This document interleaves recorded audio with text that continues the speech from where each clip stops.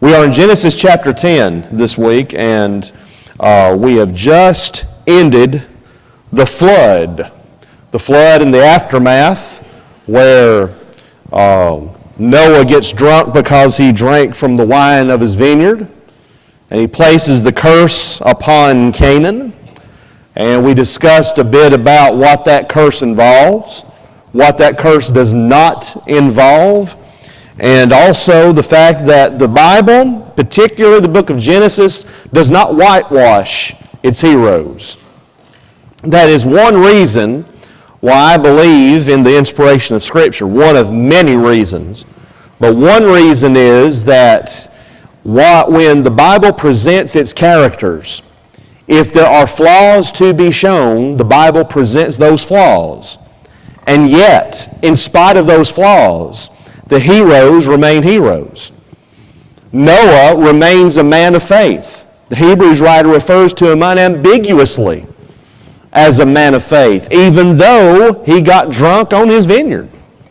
And you're going to see that again and again. Moses does not whitewash these men and these women. And sometimes he presents the details in detail, for lack of a better term. Some of the things that said are shocking, and intentionally so, I might add. The book of Genesis has been a fascinating book for not only conservatives, but for liberals. Liberal scholars have a fascination with the book of Genesis because of the fact that it is very much out in the open as to the pitfalls of these individuals as well as their triumphs. And that's one attraction. Moses was a talented writer, aside from the fact that he was inspired of the Holy Spirit. Moses was a man who was educated in all the knowledge of the Egyptians, including writing and including research. He knew what he was doing, in other words. So Genesis chapter 10 begins. Now these are the records of the generations of Shem, Ham, and Japheth, the sons of Noah. And sons were born to them after the flood. So you have a new beginning here. God has told Noah and his family to be fruitful and multiply and fill the earth. And so that's what the three sons of Noah intend to do. And so verses 2 through 5, and we may not read these in detail because it's a bit repetitive, but what we will do is we will highlight some of the individuals that are mentioned here and then mention exactly how they fit. The sons of Japheth were Gomer and Magog and Madai and Javan and Tubal and Meshech and Tyrus.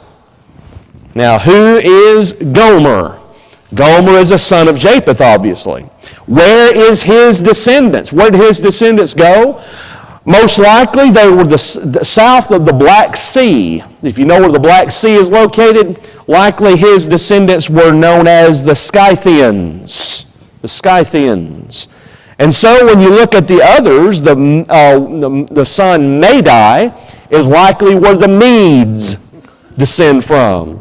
The Medes and the Persians. Well, Madai's descendants eventually became the Medes. Javan settled around where the Greek nation is. So they were the Greeks coming from Javan. Tubal, East Asia Minor.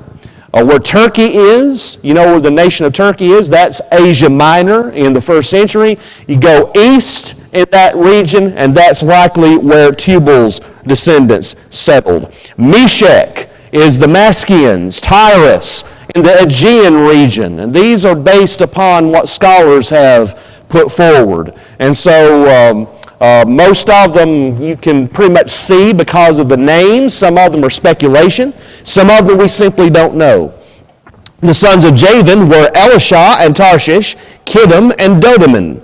Elishah probably around Cyprus, Tarshish, Spain, Kittim, Cyprus, and Dodman, Rhodes. So you're talking down in the Mediterranean region.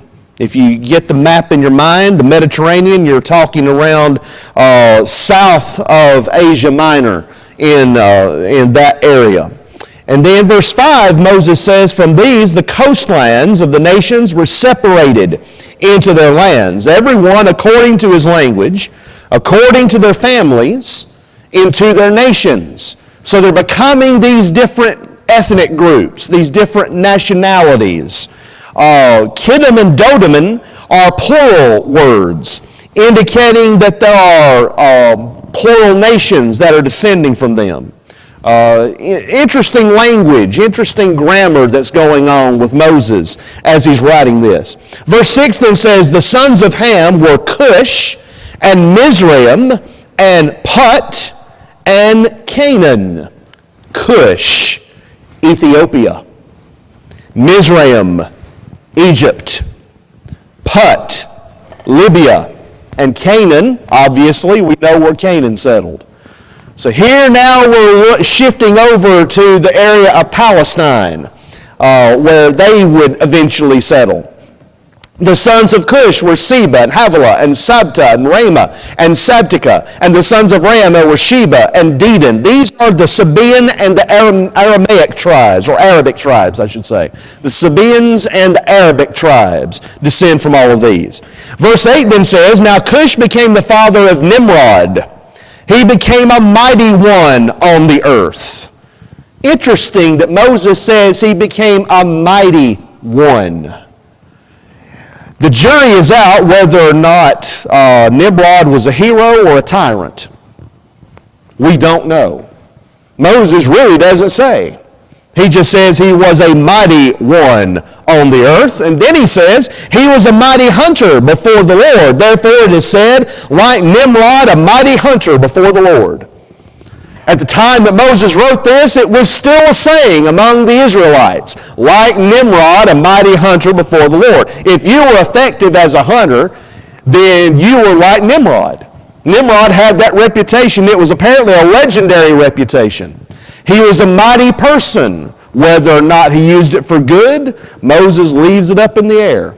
But as it is, he was somewhat of note by the time that Moses writes these words. Then he says, verse 10, the beginning of his kingdom was Babel and Erech and Akkad and Calneh in the land of Shinar. Shinar is Babylon. Where Babylon would eventually be, that's Shinar. So you can see that Nimrod would eventually settle over in the Shinar region. He would be the first one to have a kingdom. The first kingdom that's mentioned in the Bible is right here. Nimrod, a mighty one, a mighty hunter, and he has a kingdom. And now David Lipscomb, whom we talked about last Sunday night concerning the Christian government, he pointed to Nimrod as the beginning of world government. He said that Nimrod did this in rebellion against the Lord. Well, that's reading into the text something is not there. Moses doesn't say one way or the other about this. He just says it and leaves it. So he had a kingdom there in the land of Shinar. From that land, verse 11, he went forth into Assyria and built Nineveh and Rehoboth, and Calah, and Rezin between Nineveh and Calah. That is the great city. So he expands his kingdom into Assyria. He expands his kingdom and builds these cities that are of note. And they're still of note by the time that Moses writes these words. Mizraim became the father of Ludum and Anamon and Lahaban and Nephthulim and Pathrusim and Casulam, from which came the Philistines and Caphtorim. So most of these, we don't know where they settled. They're obscure peoples. They were all dependent upon Egypt. Mizraim is from where the Egyptians come, and we do recognize the Philistines. So the Philistines come from this segment of Noah's bloodline. But most of these are dependent peoples and obscure peoples. Canaan became the father of Sidon, his firstborn, and Heth. Sidon is a Phoenician city by the time that Moses writes these words. Heth is the ancestor of the Hittites. The Hittites were a people that the liberal scholars many, many years ago claimed never existed. They say the Hittites have never existed. That's one reason why you can't trust the Bible. There's no such thing as the Hittites. Well, guess what? At the end of the 19th century, archaeological digs discovered evidence that the Hittites actually existed, confirming what Moses wrote. And this, Heth, is the forerunner of the Hittites. And the Jebusite, and the Amorite, and the Girgashite, and the Hivite, and the Archite, and the Sinite, and the Arvadite, and the Zemarite, and the Hamathite. So when an Israelite is reading these words that Moses writes, he says, I see where all these Canaanite tribes have come from. Why have all these people settled here where God has said we should go in and take this land, and we're having to conquer all these tribes? This is where they come from. This is from whom they descend. These are all tribes that Israel had to conquer to be able to subdue the land of Canaan.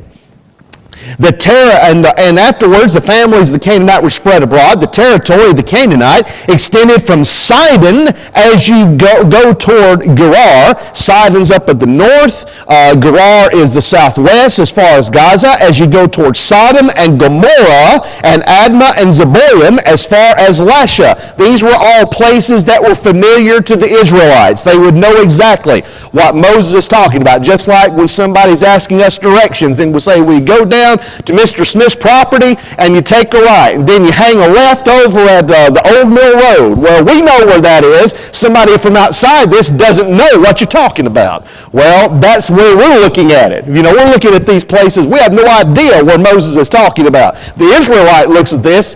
He knows exactly. He knows exactly where Moses is referring to. He's talking about things from the north to the south, east to the west. He's giving them an idea of where this is all located. These are the sons of Ham, according to their families, according to their languages, by their lands, by their nations. Southeast of Palestine is where all these have settled. Also to Shem, the father of all the children of Eber, and the older brother of Japheth, children were born. Now Seth is the one that leads us to Abram. Everything now Moses is talking about is going to lead us to Abraham, as we know him. Notice that he says the children of Eber. Hebrew is where that comes from. Now, some scholars would disagree with me on that, but I believe fully that's what Moses is pointing out. The Hebrew, the Israelite, is wanting to know, where does that term come from? Where does Hebrew come from? Well, Moses gives you a clue. Eber. We come from Seth, and one of Seth's descendants is Eber, and so somewhere, some way, we got that tag, Hebrew. Eber, Hebrew. Yes, it makes sense. It would make sense to the Israelite that would not know his history necessarily. The sons of Shem were Elam and Asher and Arpachshad and Lud and Aram. And we wonder, where do they get these names? Well, these were the common names then. Just like John, Mary, Robert, David, all these names that we're familiar with today, these were the names that they were familiar with in that time. Elam is east of Babylon. Asher, north. Aram is the Arameans. So all these people have these descendants of which the Israelites are very familiar. The sons of Aram were Uz and Hul and Gether and Mash. Arpachshad became the father of Shelah, and Shelah became the father of Eber. We can't really identify those descendants particularly where they would settle. All we're told is what Moses tells us here. 2 sons were born to Eber. The name of the one was Peleg, for in his days the earth was divided. Now what Moses is doing is he's foreshadowing.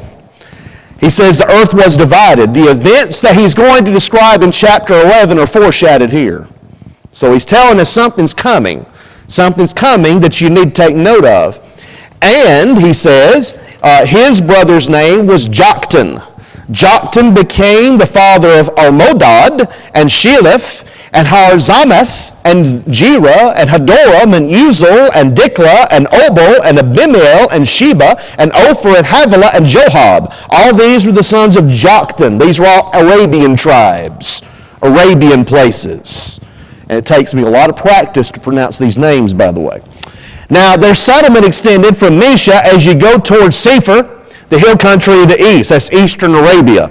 These are the sons of Shem according to their families, according to their languages, by their lands, according to their nations. These are the families of the sons of Noah according to their genealogies, by their nations. And out of these the nations were separated on the earth after the flood. So Moses has put a marker at the beginning of chapter 11. He's put a marker at the beginning of chapter 10. And now he's put a marker at the end of chapter 10. These are the generations. That's the dividing line. And so we have that dividing line here. The unity of the human race is being stressed by Moses. Moses is telling the Israelites that would read these words, you want to know where all these tribes came from? You want to know where all these Gentiles came from? Guess what? They came from Noah, your ancestor. They are your relatives in the flesh. That must have been a shock for some of those Israelites. To realize that all these heathen tribes that we're to conquer, they're related to us. And when you really think about it, all of us are related, aren't we? We're all related. In Adam, all of us are cousins, if you will. You know, something about who's your cousin, who's your family? Well, all of us are in a sense. Some are closer than others. Yes, sir.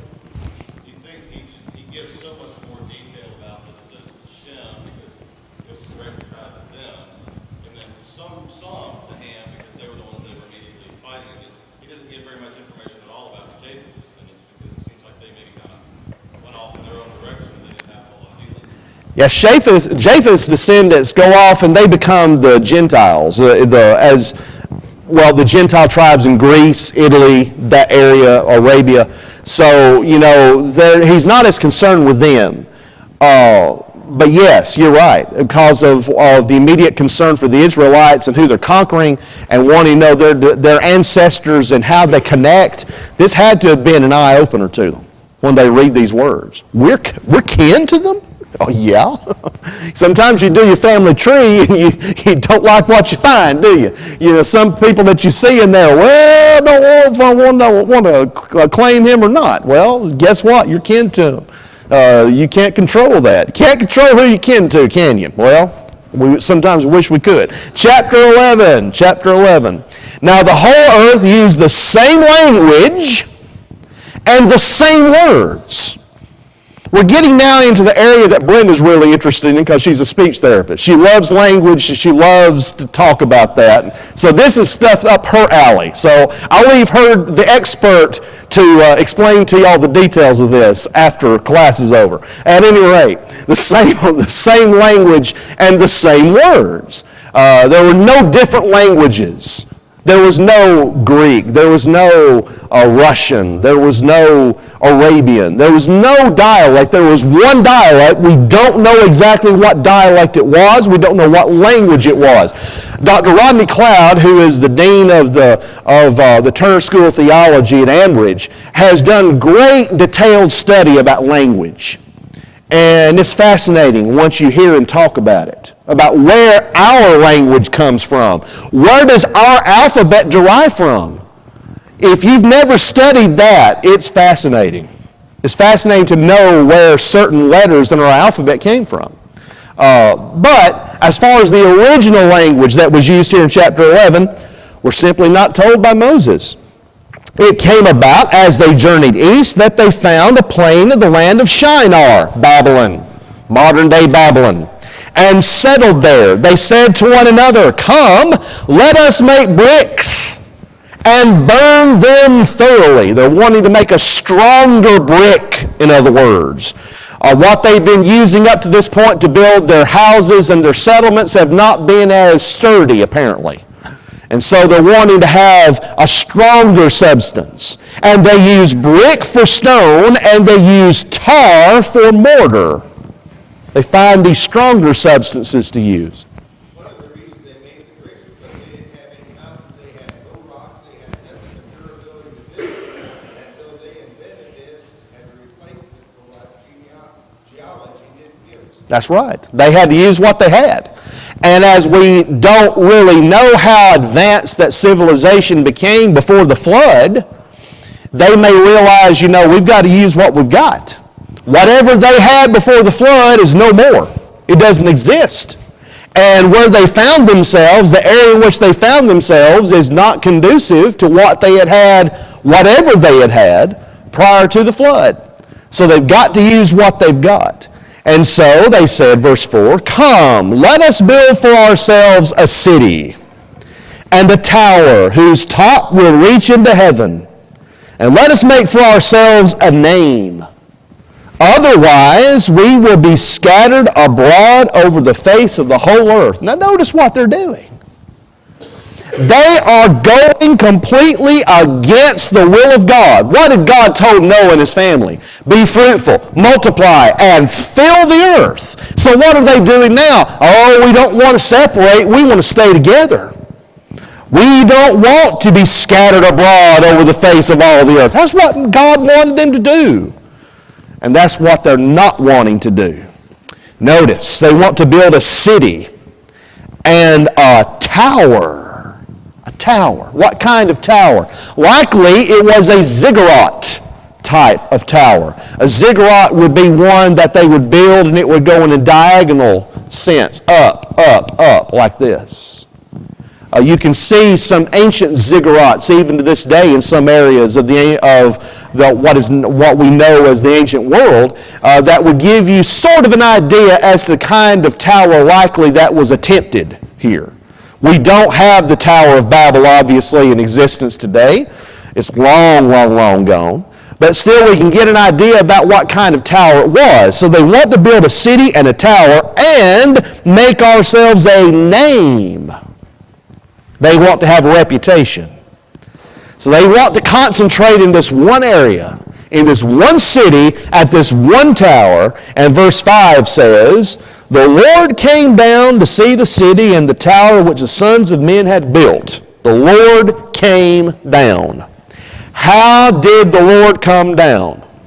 Well, there are a couple of possibilities.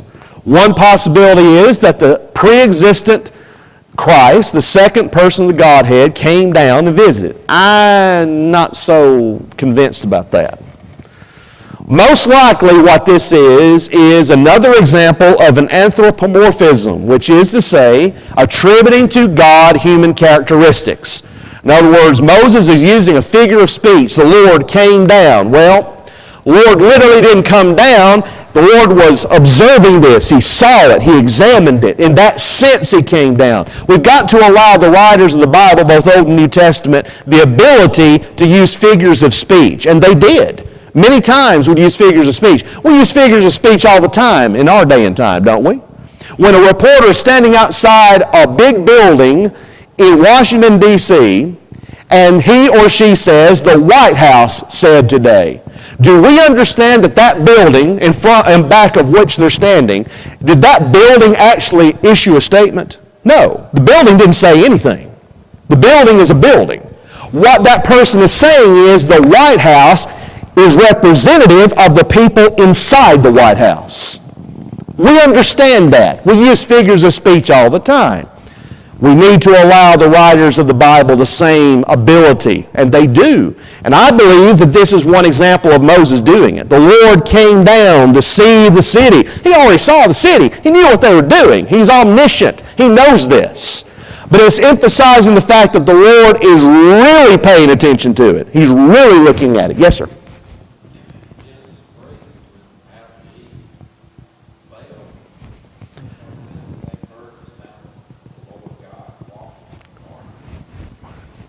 Good point.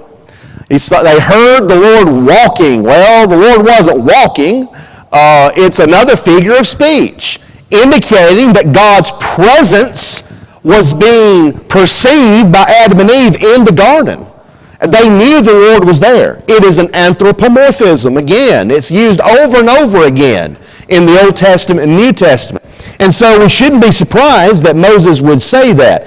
So verse 6 says, the Lord said, behold, they are one people, and they all have the same language. And this is what they began to do, and now nothing which they purpose to do will be impossible for them.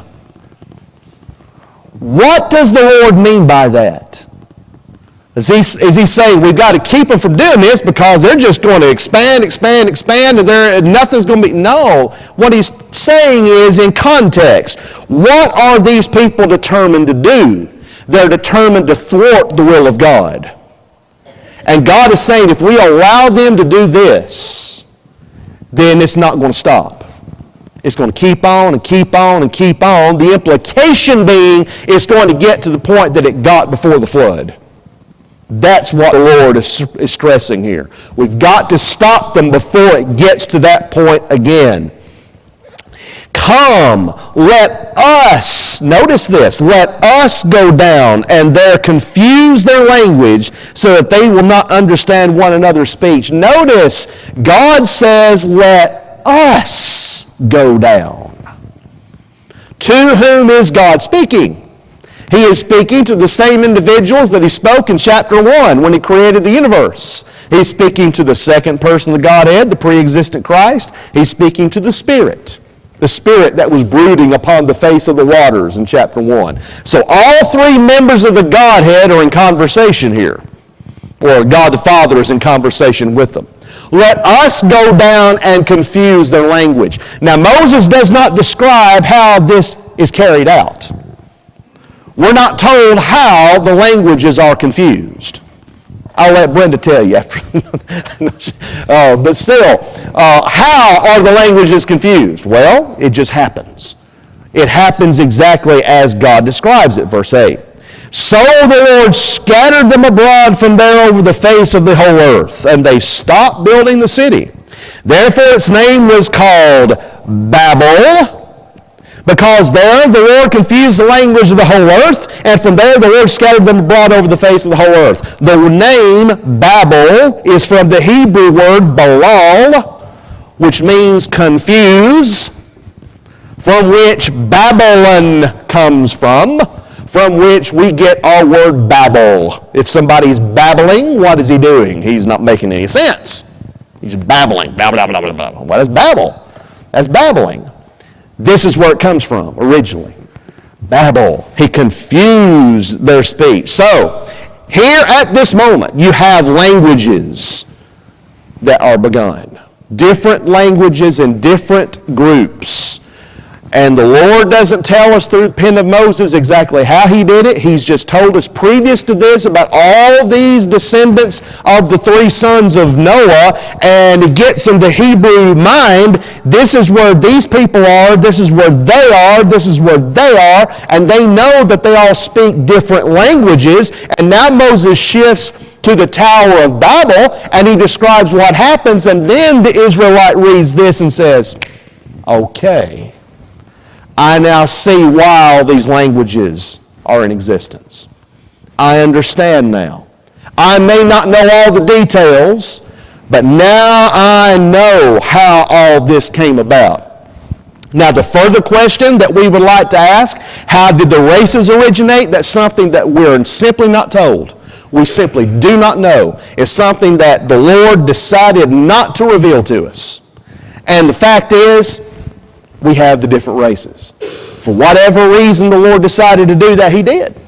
And it could have happened here at Babel. It could have happened prior to this. We're simply not told.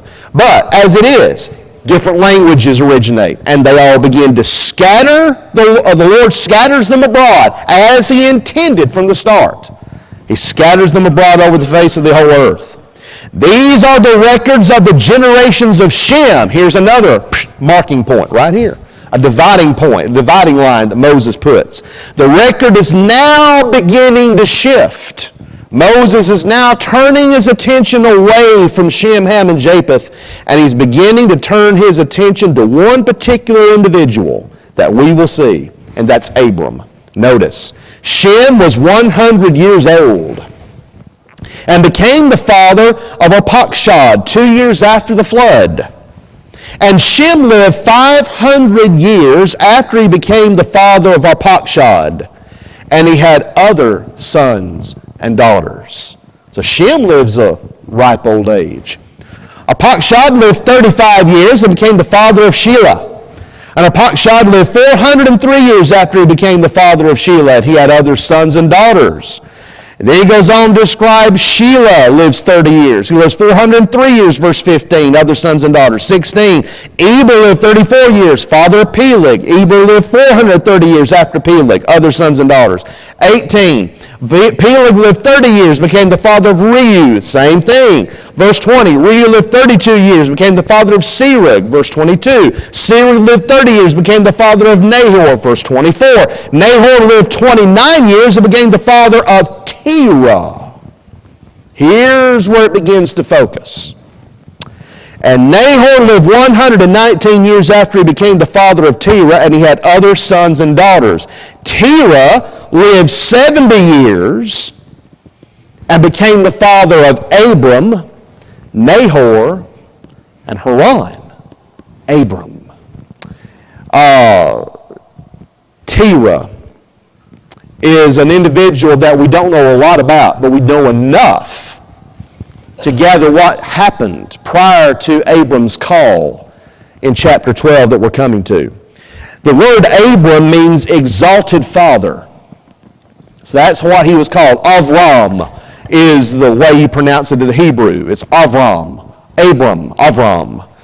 Now these are the records of the generations of Terah. Terah became the father of Abram, Nahor, and Haran. Haran became the father of Lot. Lot is Abram's nephew. Haran died in the presence of his father Terah in the land of his birth in Ur of the Chaldees. That's an unusual event. The son dying before the father. Normally it's the other way around. Here we have an unusual occurrence where the son does not outlive the father. Abram and Nahor took wives for themselves. The name of Abram's wife was Sarai. Sarai means princess. Very appropriate name for this lady. And Nahor's wife was Milcah. Milcah means queen. It gives you sort of an idea how these girls were exalted in their family. Princess and queen. You think they had an exalted position? You better believe they did. So, Abram, verse 29 continuing, the name of Nahor's wife is Milcah, the daughter of Haran, the father of Milcah and Iscah. Sarai was barren. She had no child. Now that's going to assume a large significance later on in our story. We're just introduced to this here. That Sarai was barren. She could not have children. So that's a bookmark. You mark that in your head as we go forward. Terah took Abram his son and Lot the son of Haran, his grandson, and Sarai his daughter-in-law, his son Abram's wife, and they went out together from Ur of the Chaldeans in order to enter the land of Canaan. And they went as far as Haran and settled there. So now why all of a sudden do they uproot from Ur of the Chaldeans and they are starting to go out toward Canaan? Well, because of the events of chapter 12. Again, foreshadowing. Moses is foreshadowing what he's about to describe in detail. All of a sudden they uproot and they move. From where they've grown up all their lives, now they're going to move all the way to Canaan where they've never been. Why? It's going to be described for us. But notice, they went as far as Haran and settled there. The cities of Ur and Haran, as far as we know, were centers of a moon-worshiping cult. That's interesting. Because of the fact in Joshua 24:2, Terah is described by Joshua as an idolater. That's interesting. The father of Abram, the man of faith, the one that God praises, God blesses all the nations of the earth through Abram's seed. His father was an idolater. So that raises the question, how did Abram become a worshiper of the one true God if his dad was an idolater? Been a lot of speculation about that. I think I tipped my hand last week, because if you do the math, Noah lived a certain length of time after Abram was born. So he had some time to have a positive impact on the young Abram. I believe, even though I can't prove it if my life depended on it, I believe that Noah taught Abram the way of God as a young boy. And that stuck with Abram all of his life. That's the reason why already in chapter 12, when we get there, Abram's already got a relationship with God. Could it be that Noah introduced Abram to God himself in conversation? We're not told. Moses doesn't tell us. He just introduces it in chapter 12, as we will see, as a given. It's already there. God and Abram already got a relationship here. How did it happen? We're simply not told for certain. The days of Terah were 205 years, and Terah died in Haran. So Terah goes as far as Haran with Abram and his company. He doesn't go with them into Canaan. That possibly suggests that Terah went back to his idolatry, that Terah never fully left it. He was willing to go with Abram and his company as far as Haran, but he wasn't willing to go any further. He wasn't a believer in the one true God, in other words. That's likely the conclusion we can draw, even though we would hope otherwise. Moses doesn't give an indication of that. Any questions or comments before we get into chapter 12?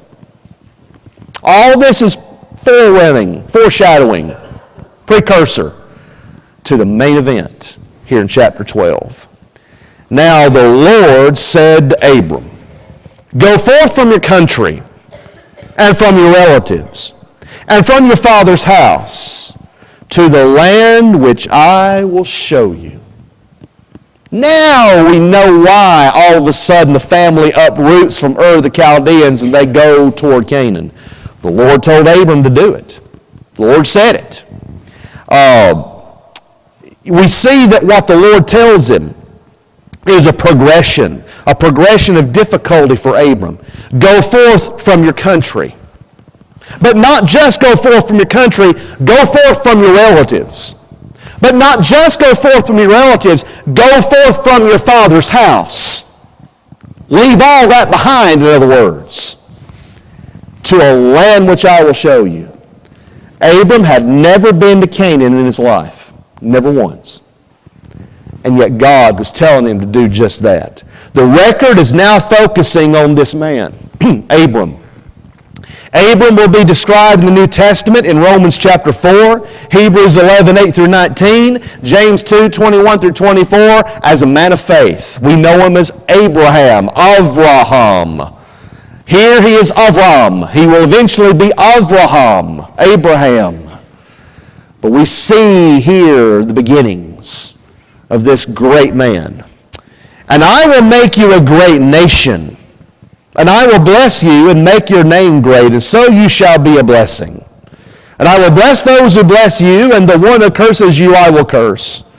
And in you all the families of the earth will be blessed." The whole story of the redemption of mankind can be organized around this statement by God. Think about it.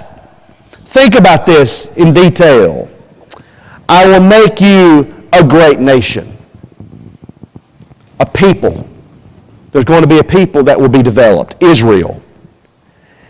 And I will make your name great. So in other words, there's going to be a land given. Canaan. Through whom a blessing will be for all nations. In you all the families of the earth will be blessed. A Messiah. Israel, Canaan, the Messiah. That's the story of the redemption of mankind as told in the Bible, isn't it? And for the astute Israelite, the Israelite who reads these words, who hears Moses reading them the first time they're read out loud, for the astute Israelite, he will pick up on that last phrase. In you all the families of the earth will be blessed. Guess who that includes? The Gentiles. Not everybody picked up on that. The old Pharisees, for the most part, didn't pick up on that. They want to exclude the Gentiles completely. The Israelite, the common day run-of-the-mill Israelite, would go along with it. Yes, we don't need to have anything to do with the Gentiles. You know, they're despised by God. We're God's chosen people. And so they are, but yet they overlook the big picture. The big picture which only a few people that were told about in the New Testament in the early life of Jesus picked up on, Simeon for one, is that the Gentiles would be blessed. All the families of the earth will be blessed. Abram didn't fully understand what was being said by God to him at that point. He didn't fully understand it. This won't be the last time that God says this to him. He's going to repeat this several times to him in slightly different detail. He's also going to repeat it to his descendants, the same promise. The land promise, the seed promise, all of these promises are going to be repeated. And they wondered, how is this going to be fulfilled? Well, it would be fulfilled. Moses just sets it forth and tells the Israelites exactly what God had said and leaves it to the Israelite to understand. This was the aha moment for Paul. Yeah. Saul went to Paul. Yes. The thing right there is faith. Yeah, absolutely. Everything that Paul had studied, or Saul had studied up to that point, he was being a Pharisee of the Pharisees, you know. And then all of a sudden the Lord appears to him on the road to Damascus, and he realizes he's been wrong all this time, and then he's taught the truth, and now he's going to be the apostle of the Gentiles. Now he realizes the full impact of the promise of the Lord. Yes. This Paul in chapter 12 is the same as that Stephen refers to in Acts 7:2-4, which Paul before or not. Yes. Is this the same? I believe it's the same one. The King James reads, I believe, the Lord had said to Abram. Other versions say the Lord had said, past tense. In other words, Moses is saying, this is what the Lord had told Abram. In other words, what he refers to in passing in chapter 11, they all of a sudden uproot from Ur of the Chaldees and go toward Canaan. This is the reason why. And it happened before they had left. Absolutely. Yeah, that's the same thing that Stephen's referring to. Terah was an idolater. His family were idol worshippers. But Abram, for whatever reason, Noah's influence perhaps, others' influence, he becomes a worshiper of the one true God and develops a relationship with God to the point that God speaks to him directly. And God tells him, go. And Abram's faith is such that he doesn't ask questions. He goes. That's what the Hebrews writer tells us, doesn't he, in Hebrews 11? He obeyed, not knowing where he was going. Have you ever decided to move somewhere that you had no idea where you're going to? I don't think you would do that, would you? You would want to know where you're going. Well, God tells Abram, go into a place that I'll show you. That takes faith. It takes obedient faith. And Abram was willing to do that. Well, this is where we'll stop right here, and we will pick up our study with chapter 12, verse 4.